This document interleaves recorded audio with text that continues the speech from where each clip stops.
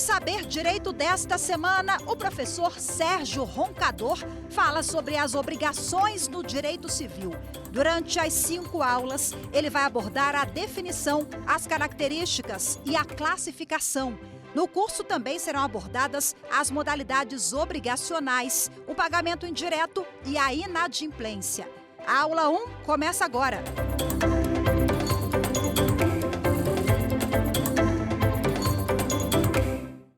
Olá, sejam todos muito bem-vindos, todas muito bem-vindas. É uma alegria, uma satisfação enorme estar aqui na TV Justiça em mais um programa Saber Direito. Eu sou o Sérgio Roncador, sou advogado, professor, mestre em Direito e vamos bater um papo, vamos conversar, vamos analisar alguns pontos fundamentais do direito civil. No caso específico da aula de hoje, vamos falar um pouquinho sobre direito das obrigações. É um tema fundamental e eu convido a todos a participar conosco deste tema da aula de hoje. Na primeira aula, nós vamos tratar dos aspectos mais conceituais do direito das obrigações. Vamos falar sobre o conceito, a definição do que vem a ser direito das obrigações. Vamos falar também das características fundamentais que compõem e instrumentalizam este conceito tão importante para o direito civil. Vamos tratar também da classificação, características fundamentais e principalmente a interface desse direito das obrigações com outras fontes, outros ramos do direito. Enfim, a primeira aula será tratado esse aspecto mais conceitual. Ok? Vamos lá? Muito bem. Quando a gente trata do tema do direito das obrigações, um aspecto fundamental, ele salta aos olhos, né? Quando a gente fala de direito das obrigações, em primeiro lugar, é bom e é importante a gente situar esse direito dentro do espectro, dentro da geografia, da arquitetura do próprio Código Civil. O direito das obrigações inaugura a parte especial do Código Civil. A partir do artigo 233 até o artigo 420, o legislador tratou deste tema. E é importante salientar e fazer aqui uma observação. No Código anterior, no Código Bevilacqua, de 1916, com vigência a partir de 17, a estrutura era um pouco diferenciada. O primeiro livro da parte especial não era das obrigações, mas sim era direito de família. Primeiro era família e sucessões, depois direito das coisas e aí sim vinha o direito das obrigações. Houve uma grita, desde então, muito importante por parte da teoria jurídica, no sentido de que isso fosse alterado e há uma razão para isso. E essa alteração veio com o atual e vigente Código Civil, o Código de 2002. Portanto, logo após a parte geral, nós temos no primeiro título da parte especial exatamente o direito das obrigações. E qual é a razão para essa mudança? Qual teria sido a fundamentação, a motivação para essa alteração? Na parte geral, e que é uma parte fundamental do direito civil, eu costumo dizer que é o grande dicionário do direito civil, é a parte geral, que é uma tradição que importamos da Europa. Na parte geral, nós temos 3 grandes pilares. Temos a questão relacionada às pessoas, onde você tem lá definição de personalidade, várias definições, nascimento, né, da pessoa jurídica, envolvendo também fundações, associações, etc., partidos políticos, enfim, tem toda ali uma definição, caracterização da parte das pessoas. O segundo pilar vai tratar dos bens. E ali há um rol de definição também dos bens que compõem e que vão, na verdade, ser utilizados ao longo de todo o Código Civil. Como eu falei, a parte geral é o nosso grande dicionário do Código Civil. E no último pilar, nós temos o primeiro ponto relacionado às relações jurídicas, aonde a gente vai estudar, na parte geral, do negócio jurídico. Pois bem, essa estrutura já existia em 16. E foi repetida da parte geral. E foi repetida também no Código de 2002. Não fazia muito sentido a gente terminar o estudo da parte geral em relações jurídicas, no caso do negócio jurídico, e aí passar para o campo da família e sucessões. Tinha um gap ali, tinha uma uma situação que não imprimia muita logicidade. Daí, portanto, no Código de 2002, ter sido feita essa correção de rumos e uma reestrutura da geografia interna, da arquitetura interna do Código Civil, e aí voltou, né, a parte de obrigações a ser o primeiro título da parte especial, inaugurando assim a parte especial do Código Civil, fazendo um link, fazendo uma ligação com aquilo que vocês tinham acabado de estudar na parte geral, que é o ponto do negócio jurídico. É claro que a parte geral também tem outros pontos, como, por exemplo, prescrição em decadência, como também, por exemplo, a questão relacionada à prova, mas esses três pilares são os pilares fundamentais e que dão todo sentido a essa parte geral. Muito bem, quando a gente começa, portanto, a falar do direito das obrigações, né, que é esse primeiro ponto dentro da parte especial, como eu disse para vocês, que vai do artigo 233 até o artigo 420, fechando ali no ponto sobre arras, é preciso a gente definir do que exatamente a gente está falando quando trata do direito das obrigações. Primeiro aspecto, portanto, fazendo esse link, fazendo essa ligação com o ponto dos negócios jurídicos estudados na parte geral, quando a gente fala de direito das obrigações, a gente fala necessariamente de um vínculo. E, melhor dizendo, de forma mais específica, a gente fala de uma relação jurídica. Fundamental no direito é a relação jurídica. Como eu costumo dizer e brincar com os meus alunos, eu sempre falo assim, o direito é uma invenção humana para tratar dos problemas humanos. O direito não veio do ET de Varginha, o direito não veio do Anjo Gabriel, com todo respeito a tudo. Mas o direito é uma criação da mente humana para resolver os problemas humanos. E é óbvio que o problema humano surge nas relações jurídicas que o ser humano vai fazendo ao longo da sua vida. O direito civil vai tratar da vida privada das pessoas, do dia a dia. Tem direito civil do momento que você acorda ao momento que você vai dormir. O direito civil está espraiado pelo seu dia inteiro. Às vezes você nem dá conta, mas você está fazendo o direito civil, né? Então, a relação jurídica, que é a relação principalmente da pessoa, seja ela natural, seja pessoa jurídica, com outras pessoas, com outras coisas, né, é o que efetivamente dá cor e sentido a toda essa engenharia jurídica que o ser humano desenvolveu e vem desenvolvendo há milhares de anos. E, portanto, quando a gente fala do direito das obrigações, a gente está falando de uma relação jurídica, né? Mas que relação jurídica é essa? Relação com quem? Com o objeto? Com as coisas que a gente pertence, que a gente vai adquirindo, que a gente vai possuindo ao longo da vida? Não. Quando a gente fala do direito das obrigações, a gente está falando essencialmente, aliás, exclusivamente, importante salientar isso, de uma relação jurídica entre pessoas. Não há direito das obrigações quando a gente trata de uma relação jurídica entre a pessoa e os seus pertences, seus objetos, seus bens. Isso a gente vai estudar em outro campo, que é lá no direito das coisas. Quando a gente estudar posse, quando a gente estudar direito real. Mas aqui se trata de um direito pessoal. Ou seja, é uma relação jurídica, é um vínculo entre pessoas. Mas é qualquer pessoa, professor? Não. No direito das obrigações, e essencialmente no direito das obrigações que a gente analisa dentro do direito civil, do Código Civil mais especificamente, a gente vai ter de um lado o credor e a gente vai ter do outro lado o devedor. Tá? Então, quando a gente fala que direito das obrigações é uma relação jurídica, é um vínculo jurídico entre pessoas, a gente está pontuando essas pessoas. Já já eu vou definir o que é credor e o que é devedor. Primeiro eu estou dando a definição de obrigações. Portanto, já estamos avançando. Trata-se de uma relação jurídica exclusivamente entre pessoas, sendo uma credor e a outra devedor. Muito bem, vamos avançar nessa nossa definição. Quando a gente fala que o direito das obrigações, ele trata de uma relação jurídica entre pessoas, credor de um lado, devedor do outro, há mais peculiaridade nesse conceito.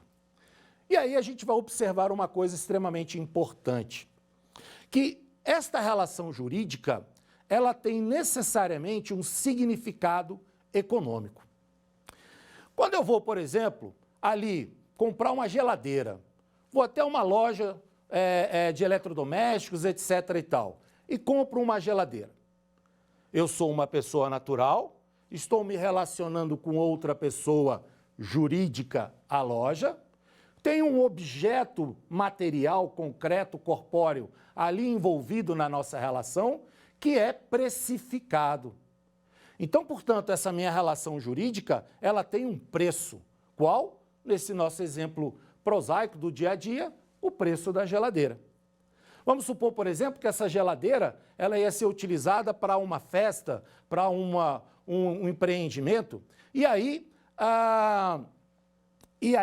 o entregador não cumpre o seu lado da obrigação e não me entrega o produto, ou não entrega no prazo, ou então entrega o produto com defeito, e eu deixo de ter o meu negócio em razão disso.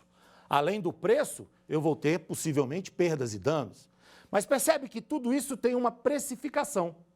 Portanto, a relação jurídica que a gente está dizendo, né, na definição de obrigações, entre pessoas, olha o caso, pessoa natural, pessoa jurídica, pessoas, portanto, com um significado econômico. No caso, qual? O preço da geladeira e possivelmente perdas e danos se a situação apontar. Então, a gente já começa a avançar efetivamente no conceito das obrigações. Nós temos uma relação jurídica, nós temos uma relação jurídica entre pessoas, de um lado o credor, de outro lado o devedor, e nós temos essa relação jurídica com um significado econômico. O grande Washington de Barros Monteiro, ele dizia o seguinte: esse significado econômico, ele pode ser direto, no caso do nosso exemplo, a geladeira, mas também pode ser indireto. Vamos ver o seguinte, um exemplo de precificação de significado econômico indireto. Vamos pensar, por exemplo, que eu moro num condomínio. E no meu condomínio tem uma regra dizendo que eu não posso pisar, não posso andar nas áreas de jardins, enfim, grama, etc. e tal. Mas eu, com dolo ou não, isso pouco importa, vou lá e piso na grama, destruo as plantas, etc. e tal.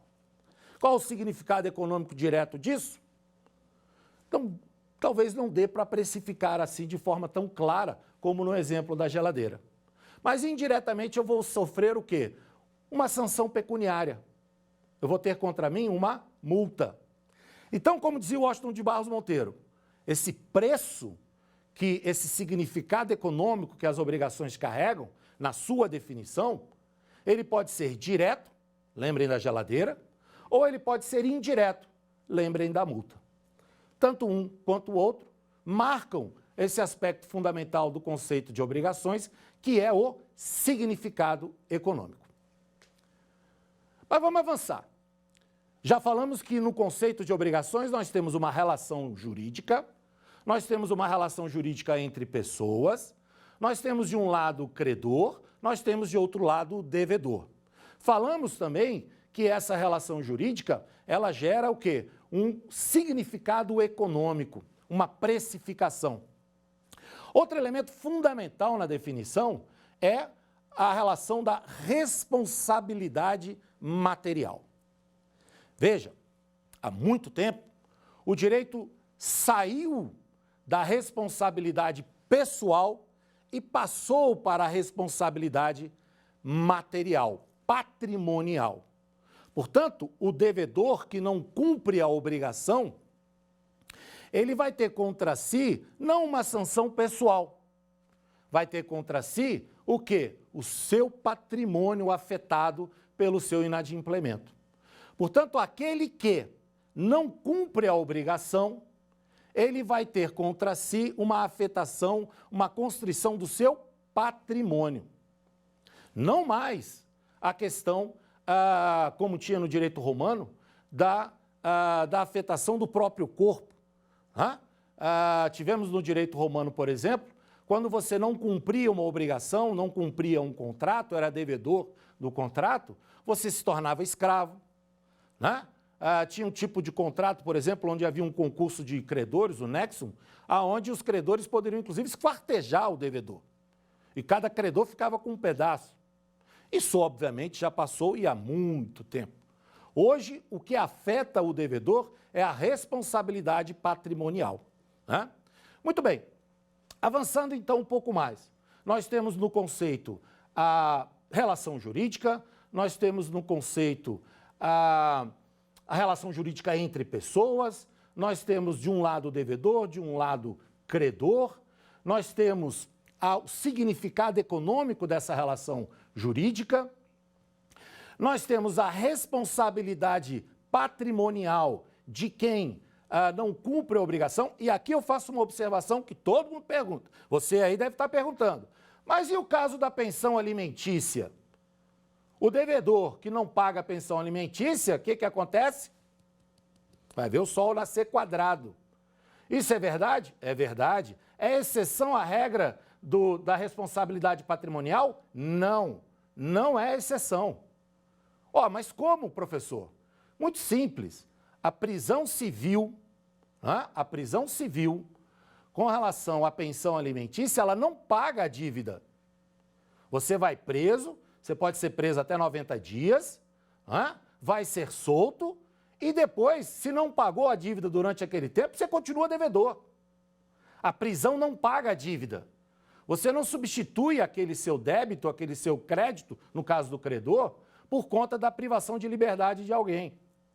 A prisão é uma maneira de o Estado, dada a importância daquele crédito, que significa alimentos para uma criança, dada a natureza do crédito e a proteção que o Estado dá a esse crédito, a prisão civil ela significa uma coerção do Estado para que a pessoa pense duas vezes em ficar devedora daquele tipo de crédito. Mas ela não paga a dívida. Portanto, não é exceção à responsabilidade patrimonial. Vamos avançar um pouco mais e terminar a nossa definição de direito das obrigações. Já falamos que é uma relação jurídica, falamos que é uma relação jurídica entre pessoas, é uma relação entre credor e devedor, é uma relação com significado econômico, é uma relação que gera responsabilidade patrimonial para o inadimplente e tem natureza transitória.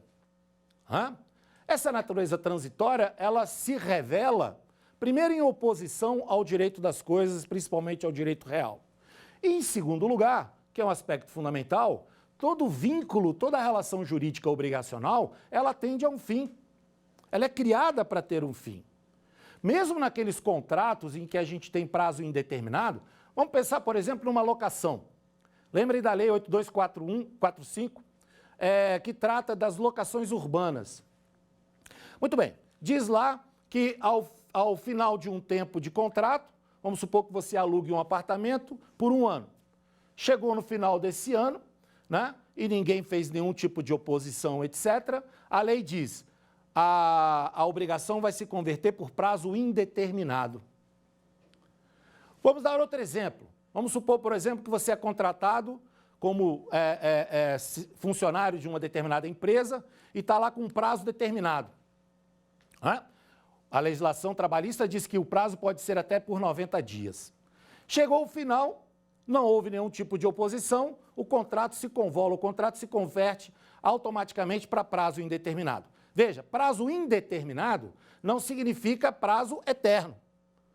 Prazo indeterminado é ausência de termo, mas não é prazo eterno. Portanto, mesmo nessas situações, e que podem gerar, inclusive, a sua extinção, mesmo nessas situações, a gente tem a natureza transitória, né, o caráter transitório das obrigações.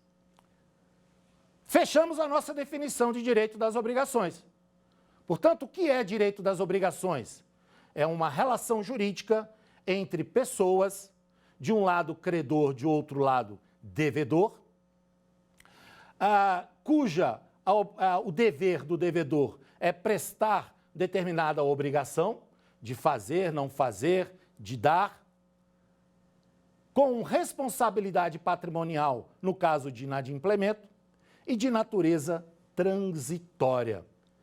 Tá vendo? Difícil? Nada, bem tranquilo, né? Fechamos aí a definição do que é direito das obrigações. Vamos avançar? Bom, agora a gente vai tecer um pouco de comentários sobre essas características que formaram a definição do próprio conceito de direito das obrigações. Primeiro aspecto que salta aos olhos é com relação às pessoas que integram, né, esse direito das obrigações.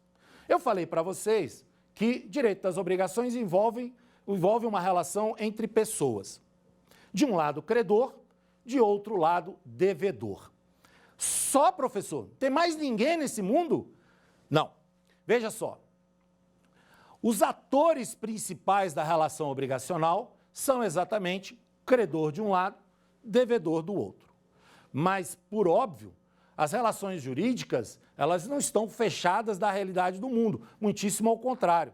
Como eu falei para vocês, o direito privado, o direito civil, ele é a própria vida de todos nós, né? Acordamos com o direito civil e vamos dormir com o direito civil. Nascemos com o direito civil e vamos morrer com o direito civil. Então, ele traduz toda a nossa vida diária, é o nosso dia a dia, né? É muito mais fácil a gente perceber o direito civil porque ele é o nosso dia a dia. É só depois traduzir o que a gente vai fazendo para aquilo que consta na legislação, né? Ou, do contrário, pegar a legislação e aplicar ao nosso dia a dia. Portanto, nas relações jurídicas, sempre vai ter a figura de um terceiro. Seja alguém que, por exemplo, vai abalizar a relação jurídica que nasceu, dando algum tipo de garantia, seja alguém que é afetado por uma relação jurídica. Vamos supor, por exemplo, que eu tenho uma fazenda, na minha fazenda corre um rio, e aí eu contrato uma empresa para fazer ali um dique, para fazer ali uma barreira, né? Porque eu vou usar a água para fazer uma piscina, eu vou usar a água para fazer uma piscicultura, pouco importa. Então eu, pessoa natural, contratei uma empresa de engenharia, pessoa jurídica, olha o vínculo jurídico entre pessoas.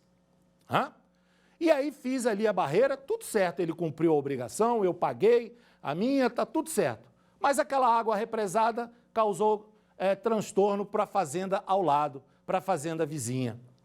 Portanto, essa minha relação que nasce entre credor e devedor, entre duas pessoas, entre dois atores, acaba tocando no direito de terceiros. Portanto, quando a gente fala que a relação jurídica ela é entre credor e devedor, não significa que ela é exclusivamente entre credor e devedor. Ela pode ter terceiros nessa relação. E muitas das vezes esse terceiro participa de forma muito importante. Eu citei o exemplo do garantidor, eu citei o exemplo de quem vai garantir, né, vai caucionar a relação jurídica e também o terceiro que é afetado.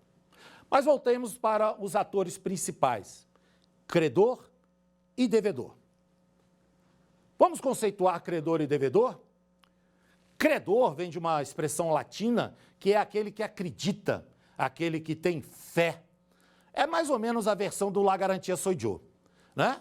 Veja só, credor, portanto, na definição técnica que é importante a gente ter sobre esse importante e fundamental ator nas relações jurídicas obrigacionais, credor é aquele, preste atenção para isso, porque a gente está acostumado a pensar no credor, aquele que tem um crédito a receber. Quem é credor? É quem vai pôr o dinheiro no bolso, quem vai receber um crédito. É verdade isso? É verdade. Mas é só isso? Não. O conceito jurídico ele tem que ser amplo o suficiente e denso o suficiente para imprimir uma definição a várias situações fáticas. Esse é um bom conceito, né? Se eu falo que credor é só aquele que vai receber um crédito, e o credor, por exemplo, de uma obrigação de fazer, ele não vai receber um crédito financeiro propriamente dito, pecúnia propriamente dita, mas é credor. Portanto, o conceito técnico, científico, que mais se adequa a essa questão é que credor é aquele, dentro da relação jurídica, que pode exigir o cumprimento de uma prestação. Esse credor pode ser unitário, simples, pode ser plural, pode ser determinado, pode ser determinável. Quem é que ganhou a mega da virada? Eu não fui. Não estava aqui não, viu? Foi você? Acho que não. Como a gente determina o ganhador de uma loteria? É quem está portando o volante. Eu sei de antemão? Claro que não. Quem é que é o credor, por exemplo, de um título ao portador? É quem está portando o título. Portanto, nem sempre a gente sabe quem é o credor, mas a gente tem condição de determiná-lo.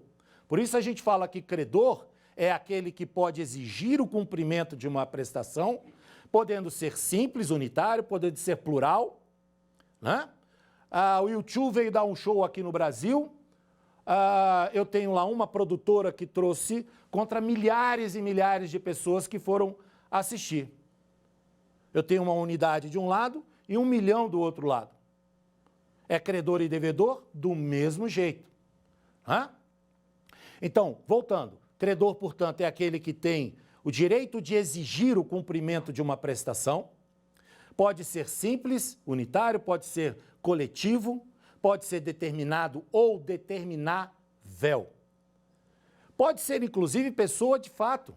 Pensa, por exemplo, nessas associações de moradores, que é uma sociedade de fato, ainda não constituída, não é um condomínio, mas já é pessoa nas relações obrigacionais. Contrata, distrata, né? Compra, vende, mesmo sendo uma associação, cobra o condomínio. Então, credor tem essa amplitude com essas características essenciais, certo? E o devedor? Devedor é aquele que tem o dever. Pensem sempre na obrigação com essa palavrinha mágica. Obrigação é o seu dever. Devedor, portanto, é quem está obrigado a uma prestação. Está obrigado a este dever, ao cumprimento desta prestação. Definimos credor e definimos devedor.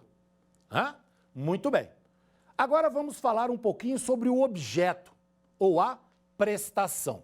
Confesso a vocês que eu não gosto de usar muito a palavra objeto, que é sinônimo de prestação. Por quê? Porque às vezes a gente pode confundir essa palavra objeto com as coisas lá da parte geral dos bens e coisas que vocês já estudaram na parte geral.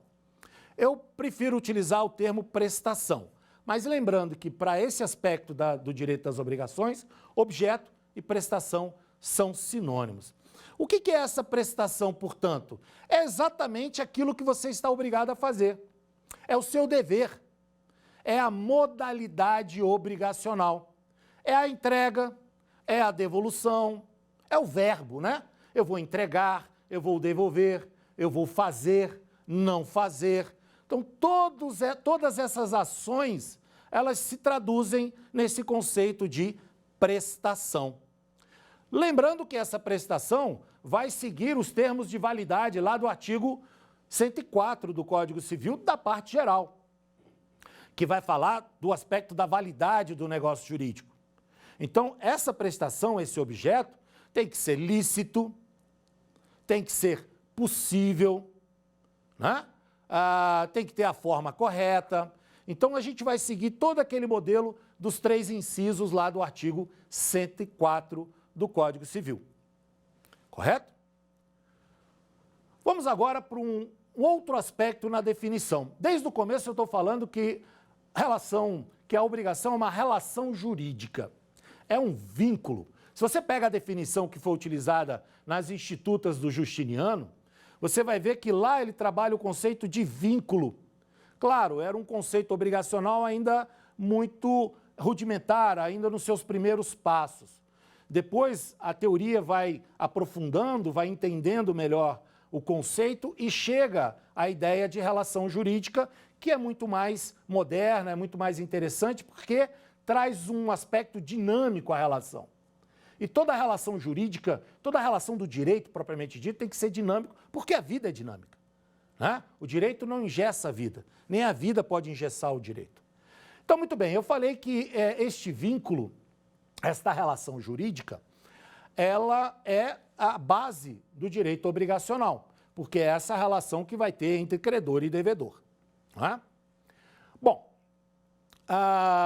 quando a gente fala desse vínculo, a gente vai traduzir esse vínculo, e a teoria jurídica ela percebe esse vínculo dentro daquilo que a teoria alemã nos trouxe, que é dividir este vínculo em dois pilares. Eu tenho dois pilares para traduzir este tipo de vínculo. Num primeiro pilar, eu tenho o débito, ou Debitum, ou, na expressão alemã, Schuld, que é exatamente a obrigação em si. É o fazer, é o não fazer, é o entregar, é o restituir, é o pagar, é o seu débito. Então essa é uma coluna, a coluna do débito. E a outra coluna? A outra coluna é a coluna da responsabilidade. O que a gente está dizendo com isso? A gente está dizendo o seguinte, que do ponto de vista jurídico e da normatização que ela compreende, eu estou dizendo que a questão fundamental é a consequência financeira nas relações jurídicas. É esse o recado que eu estou dando. E a gente vai ver ao longo de todo o estudo do direito às obrigações que o legislador sempre fez uma opção financeira, né? Ou seja, se você não cumpre uma determinada obrigação, uma sanção de natureza pecuniária.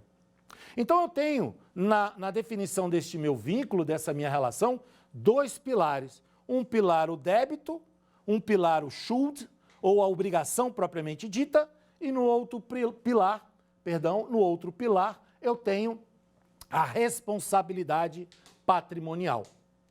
O direito trata esse vínculo jurídico, essa relação jurídica, com esses dois aspectos. Eu tenho a obrigação propriamente dita, o meu débito, ou debitum, ou Schuld, e eu tenho a responsabilidade patrimonial que segue. É a minha obrigatio, é a minha Haftung, na expressão alemã. Com isso, a gente fecha, portanto, as características fundamentais, que vão dizer da relação jurídica, vão dizer do direito obrigacional.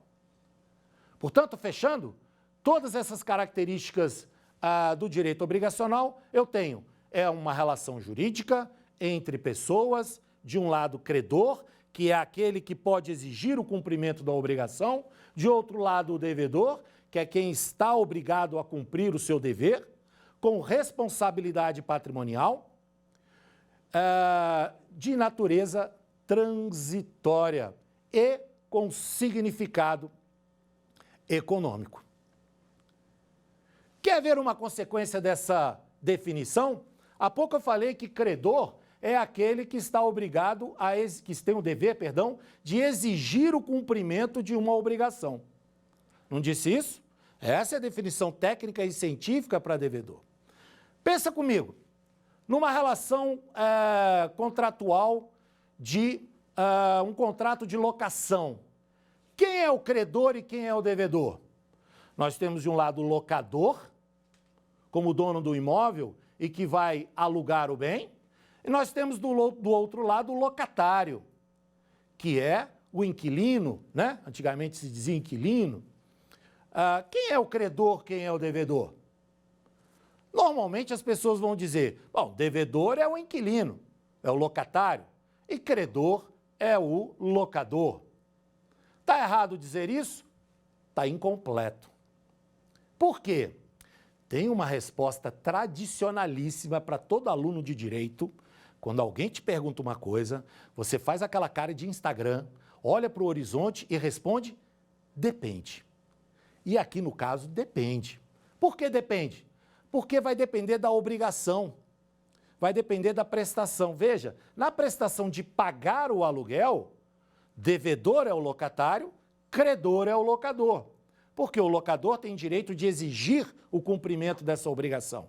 Mas pensa, por exemplo, na obrigação de entregar um imóvel pleno, funcional, com tudo certinho para morar. Quem é o credor, quem é o devedor? Nesse caso, o credor é o locatário e o devedor é o locador. Portanto, você percebe a riqueza de falar em relação jurídica. Credor e devedor, eles vão flutuar ao longo dessa relação jurídica a depender da modalidade obrigacional. Então, no momento, o locador é credor na obrigação de pagar o aluguel, mas em outro momento ele é devedor na obrigação de entregar um imóvel pleno em habitabilidade e com as suas instalações perfeitamente em funcionamento. Percebe a dinâmica? Percebe como isso vai tornando o conceito extremamente sofisticado e complexo, mas muito mais realista, né? Abarcando todos os aspectos da realidade. Pegaram aí? Muito bem. Vamos caminhar um pouquinho mais e já falamos das características fundamentais, já falamos da definição de direito das obrigações, né? Agora vamos tratar um pouquinho sobre algumas classificações e outras a gente vai ver ao longo do desdobramento do curso. Mas algumas classificações iniciais são fundamentais. Eu falei no começo que direito das obrigações é um direito pessoal, porque estabelece uma relação jurídica entre pessoas. De um lado, credor, que é aquele que tem direito a exigir o cumprimento de uma obrigação, e do outro lado, o devedor, que é aquele que está obrigado a prestar um dever, a prestar uma obrigação. Muito bem, essa é uma relação pessoal. De outro lado, falei também que se a gente for falar, analisar, estudar as relações entre pessoas e suas coisas e seus bens, a gente vai lá para o campo do direito das coisas, aonde você vai analisar posse e vai analisar direito real. Bom, mas existem determinados institutos jurídicos que vão estar numa situação extremamente, numa ponte, numa linha tênue entre um campo e outro, entre o campo do direito das coisas e o campo do direito pessoal. Tem uma linha de separação muito tênue, muito fina entre esses dois universos. E alguns institutos, eles circulam por esse campo de um lado e de outro. O primeiro deles, o primeiro instituto que trata dessa questão, a gente chama de obrigação propter rem, que é própria da coisa. O que é essa obrigação propter rem? Ela é uma situação híbrida entre direito das coisas e direito pessoal. Por quê? Porque numa obrigação propter rem, a sua obrigação de direito pessoal nasce derivada de uma relação real, ou de uma relação, ampliando mais ainda, relacionada ao direito das coisas. Por exemplo, você paga o condomínio do seu prédio, por quê? Porque você é o proprietário do bem. A propriedade, direito real, fez surgir uma relação obrigacional, pagamento do condomínio. Daí dizer, né, que o proprietário carrega essa obrigação. Se eu vendo um imóvel, claro que hoje em dia todo mundo toma os cuidados, pegando as certidões negativas, etc. e tal. Mas pensa o seguinte, se eu vendo um imóvel que tem um débito condominial, né, e por um descuido das partes, o novo proprietário assume, toma posse, comunica o condomínio, registra em cartório a nova propriedade, aquele débito condominial que era do morador anterior vai de presente de Natal para o novo. Porque é uma obrigação propter rem, própria da coisa. Outro aspecto fundamental que também está em essa situação limítrofe entre o direito das coisas e o direito pessoal é aquilo que a gente chama de eficácia real. Há determinadas obrigações do mundo do direito pessoal que acabam afetando o direito real. Vamos pensar um exemplo prático. Eu tenho um imóvel alugado e o dono do imóvel resolveu vender o imóvel. Ele pode vender esse imóvel? Claro que pode. Um dos aspectos que define a propriedade, né, é a disposição. É o uso, o gozo e a disposição do bem, além da possibilidade de reaver. São os 4 elementos que definem a propriedade. Muito bem. Então, o dono do imóvel, que está alugado para mim, resolveu vender o imóvel. Pode? Pode. Pode vender para qualquer um, desde que ofereça com preferência para mim, locatário. Percebe que eu estou estabelecendo, em razão de uma obrigação, locação, uma limitação ao direito de propriedade do proprietário, no caso, a alienação à disposição. Ele está proibido de vender? De jeito nenhum, mas ele tem uma limitação inicial. Qual é? Ele tem que oferecer para o locatário, no caso do exemplo, para mim.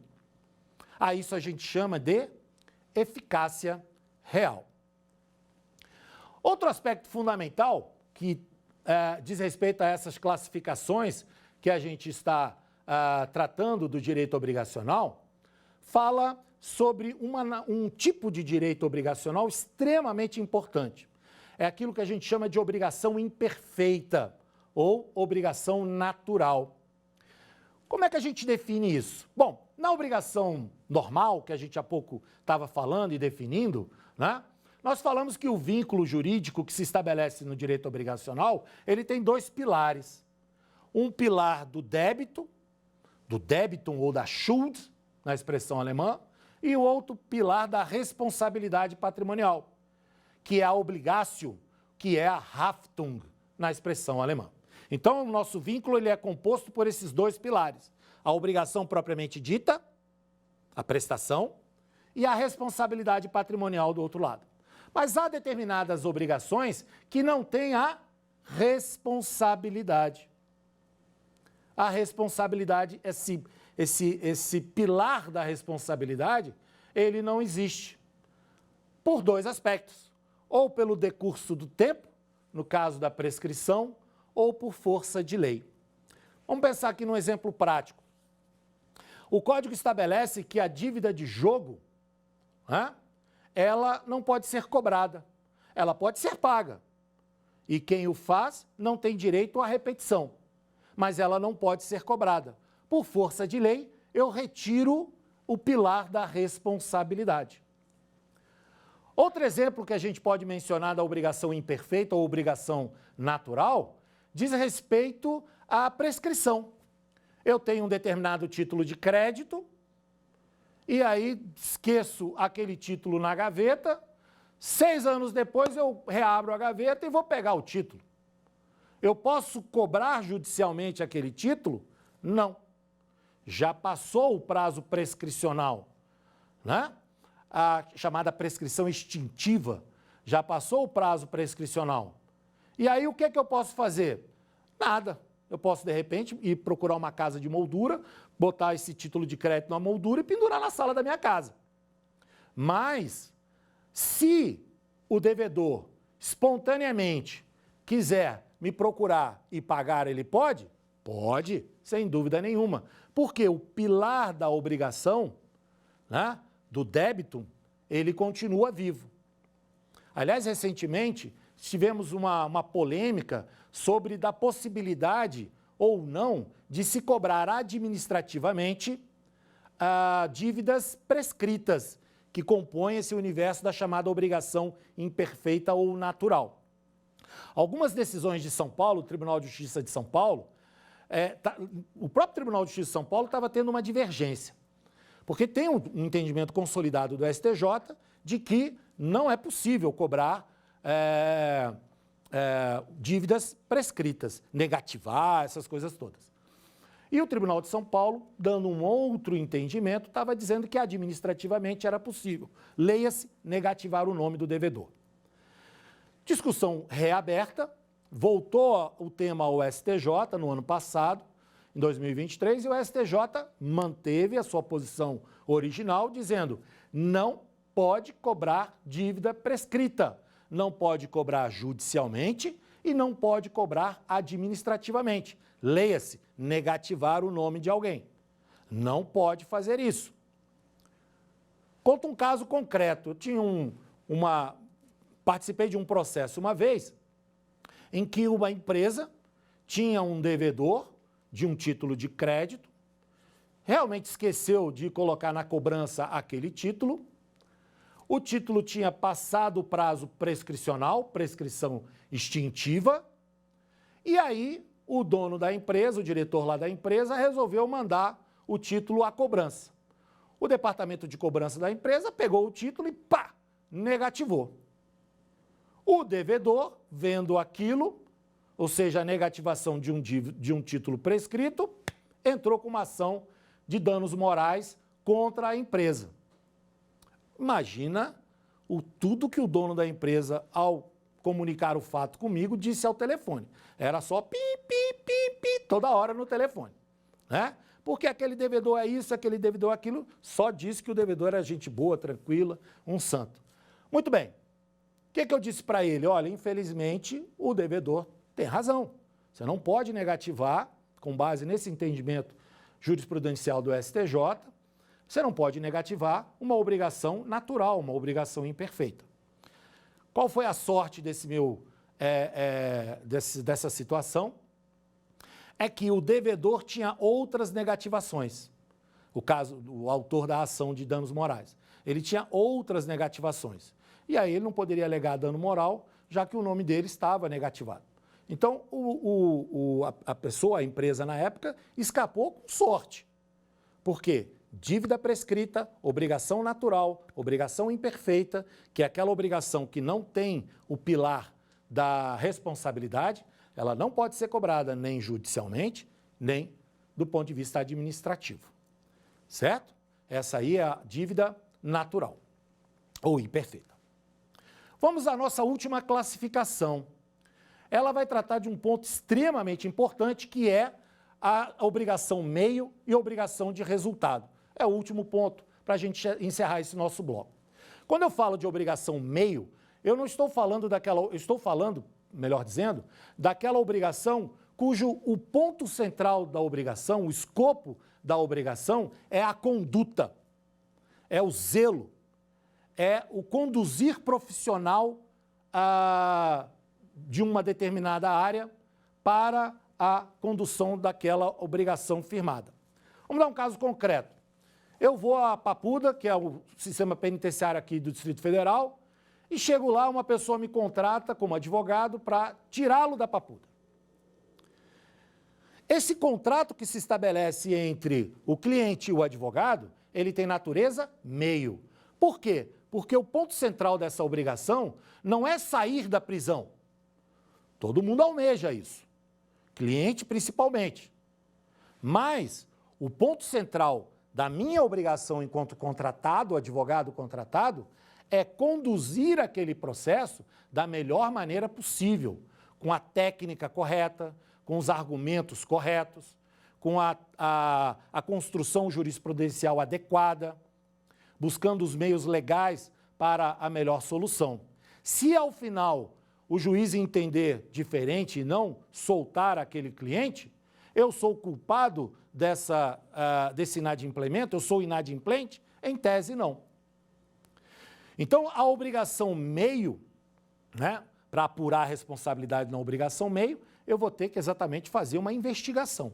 Mas se eu agir com cautela, se eu utilizei os recursos adequados, se eu fiz tudo de forma adequada, eu não vou ser taxado de inadimplente. Então, na obrigação meio, o ponto central é qual? Na obrigação meio, o ponto central é a conduta, é o zelo, é o desenvolvimento da ação. E a obrigação fim ou de resultado? Em oposição à obrigação meio, a obrigação fim de resultado é o resultado propriamente dito daquele vínculo obrigacional que importa. Se eu contrato um pedreiro para construir uma parede e digo a ele, você em 3 dias tem que construir essa parede, ao final do 3º dia eu quero o último tijolo colocado no canto da parede. Se ele não cumpre aquela obrigação, vai incidir os ditames do artigo 389, que vai dizer, não cumprida a obrigação, juros, correção monetária, perdas e danos, etc. Então, na obrigação fim ou de resultado, o que importa, o escopo, está no cumprimento do objeto central, no cumprimento do resultado. Na obrigação meio, o ponto central está na conduta. É assim como, por exemplo, as responsabilidades com o advogado, é a responsabilidade com o médico. Via de regra, o médico tem uma obrigação meio, com exceção das questões estéticas. Porque a cirurgia plástica, ela pode ser meio ou de resultado. A cirurgia plástica estética, ela é de resultado por construção jurisprudencial do STJ. A cirurgia plástica estética, ela é de resultado. Mas a cirurgia plástica restauradora, reparadora, ela é meio, segue a regra geral. Beleza? Então, com isso a gente fecha o primeiro tema, que tratou do conceito e das características de direito das obrigações, tratou de uma pequena classificação fundamental que traz o direito das obrigações, e agora a gente vai passar para um ponto muito importante, que é o nosso quiz.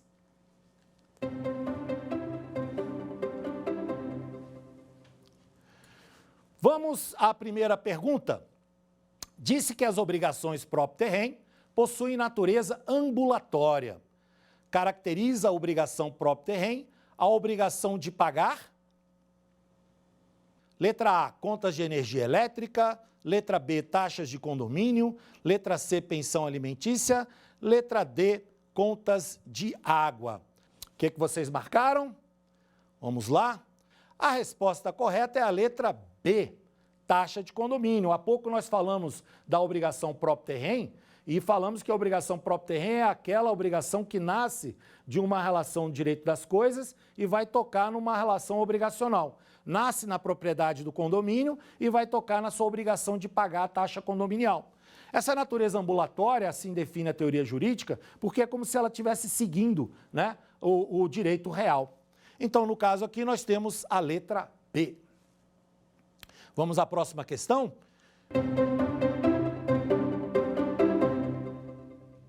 Muito bem. De acordo com a jurisprudência do STJ, Superior Tribunal de Justiça, temos aqui vários itens. Primeiro item, a dívida condominial constitui uma obrigação próprio terreno, cuja prestação não deriva da vontade do devedor, mas de sua condição de titular do direito real. 2.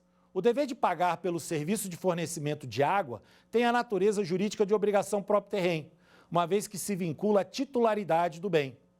3. A necessidade de reparação integral da lesão causada ao meio ambiente permite a acumulação de obrigações de fazer, não fazer e indenizar, que tem natureza próprio terreno. E o último item, 4.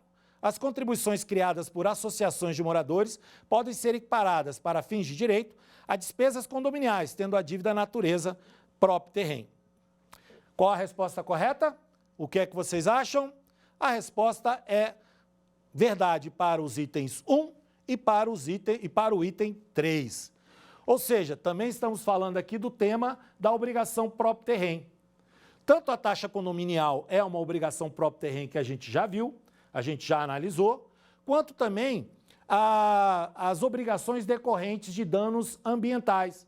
Também tem a natureza próprio terreno. Então, a correta é a letra B de bola. Os itens 1 e 3 são corretos. Vamos para o próximo item, próxima pergunta.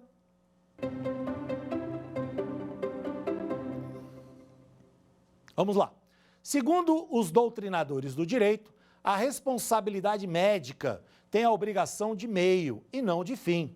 Ou seja, o médico A é obrigado a curar seu paciente, B deve operar o paciente na emergência, tendo a preocupação em não ser processado por erro médico, evitando o dano estético decorrente da cicatriz, C deve prever o resultado do seu tratamento e D deve se valer dos conhecimentos técnicos e científicos para tratar seu paciente da melhor maneira possível. Qual é a questão correta? Vamos lá? O item correto é a letra D. Como a gente falou há pouco, obrigação meio é aquela obrigação cujo escopo, cujo ponto central é a conduta do profissional. É assim com o advogado, é assim com o médico e, como eu disse para vocês, de uma maneira geral com o médico. Porque nas cirurgias plásticas estéticas, e também essa jurisprudência já está alcançando a cirurgia dentária, aí é resultado por força de jurisprudência do STJ. Mas, regra geral, a conduta, a obrigação do médico é uma obrigação meio. Muito bem. Com isso, a gente fecha o primeiro bloco. Agradeço demais a atenção, o carinho de todos vocês e já fica o convite para a segunda aula, que também vamos tratar do tema do direito das obrigações. Um grande beijo, fiquem com Deus e até a próxima. Quer dar alguma sugestão de tema para os cursos do Saber Direito? Então mande um e-mail para a gente, saberdireito@stf.jus.br. Você também pode estudar pela internet.